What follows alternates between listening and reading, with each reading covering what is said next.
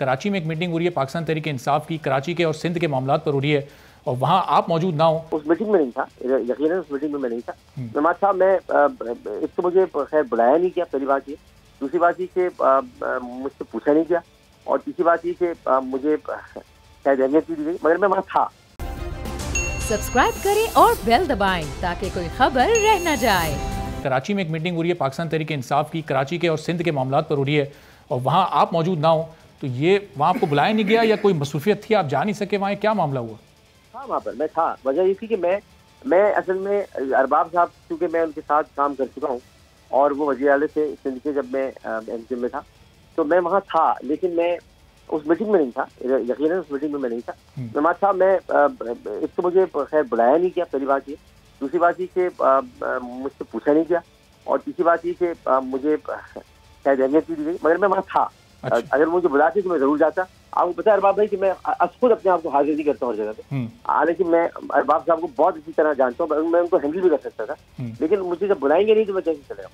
अच्छा, तो गवर्नर सिंध से क्या वाकई इशूज़ हैं पाकिस्तान तहरीक इंसाफ के, अपने MNAs MPAs के? मतलब वो गवर्नर में आने के बाद उनका प्रोटोकॉल ज़्यादा हो गया, क्या मुलाकात के लिए टाइम नहीं देते, फ़ोन कॉल रिसीव नहीं करते, इशूज़ को समझते नहीं हैं, सुनते नहीं हैं, वक्त नहीं देते? क्या वाकई इस तरह की शिकायतें हैं आपके MNA MPAs को?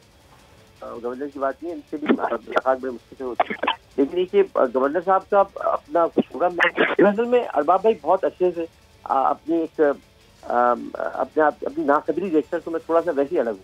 तो मैं इन चीज़ों में आज चूंकि मेरी इमरान खान से एक मोहब्बत है और प्यार है, तो वो जहाँ जाते हैं मैं चले जाता हूँ।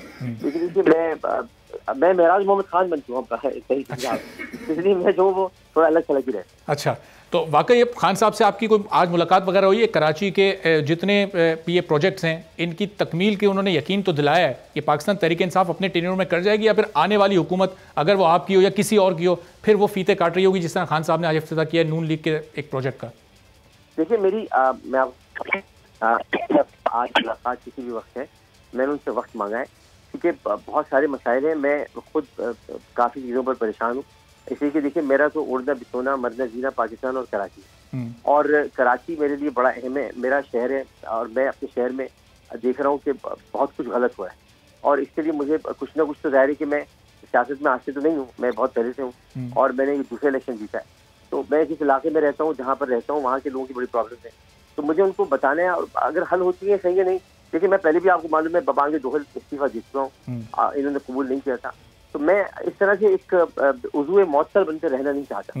तो मेरा अपना यही है कि मैं आज मिलूंगा उनसे, बहुत संजीदा मेरी मुलाकात होगी, और मैं उनको ये बताना चाहूँगा कि भाई अगर अब मेरी ज़रूरत है तो आप मुझे बिल्कुल अपने पास रखिए, लेकिन अगर नहीं है ज़रूरत तो फिर ये फजूल है, फिर साथ रहना एक एक्सेस बैगेज की तरह। सही, क्योंकि जब पार्लियामेंट का मुश्तरका इजलास हुआ वहाँ वो जुमला मुझे आपका याद आ गया कि वहाँ तो आपको कितने प्रोटोकॉल के साथ